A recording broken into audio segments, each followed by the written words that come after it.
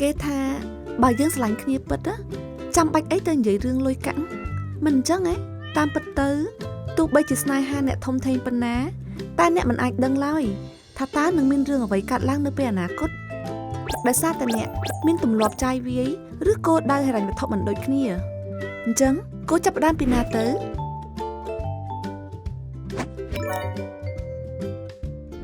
ការពិភាក្សារឿងលុយកាក់ក្នុងគ្រួសារគឺជារឿងដែលចាំបាច់បំផុត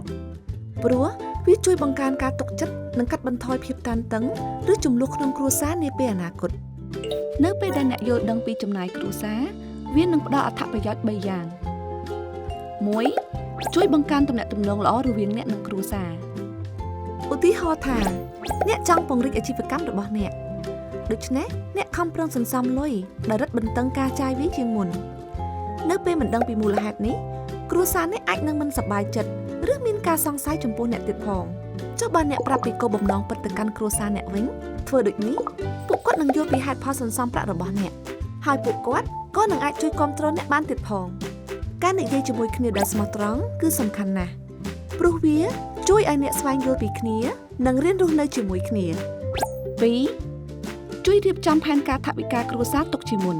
ផែនការថវិកាគ្រួសារមានដូចជាការចាយវាយប្រចាំខែការបង់ថ្លៃសាលាកូនឬការទិញផ្ទះជាដើមអ្នកត្រូវចេះចាត់ចែងចំណាយទៅតាមអត្ថប្រយោជន៍ដូចខាងក្រោម 1. ចំណាយកាតព្វកិច្ចវាជាអ្វីដែលអ្នកត្រូវផ្ដោតលើមុនគេវាមានដូចជាថ្លៃទឹកភ្លើងថ្លៃជួលផ្ទះឬការសងលុយធនាគាររៀងរាល់ខែជាដើម 2. ចំណាយតម្រូវការចាំបាច់សំដៅទៅលើអាហារការសិក្សាការមើលថែទាំកូននិងគ្រួសារ 3. ចំណាយមិនចាំបាច់មានដូចជាការចេញទៅញ៉ាំបាយនៅខាងក្រៅឬការទិញរបស់របរថ្មីៗដែលមិនចាំបាច់អ្នកអាចយកលុយសល់ពីខ្ទង់ចំណាយនេះទៅសន្សំបន្ថែមក៏បានដែរ 3. តាមដាននិងចាត់អត្ថប្រយោជន៍ចំណាយរៀងរាល់ចុងខែត្រួតពិនិត្យលើការចំណាយរបស់អ្នក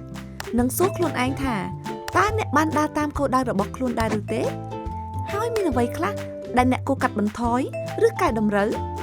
ចុងក្រោយត្រូវចាំថា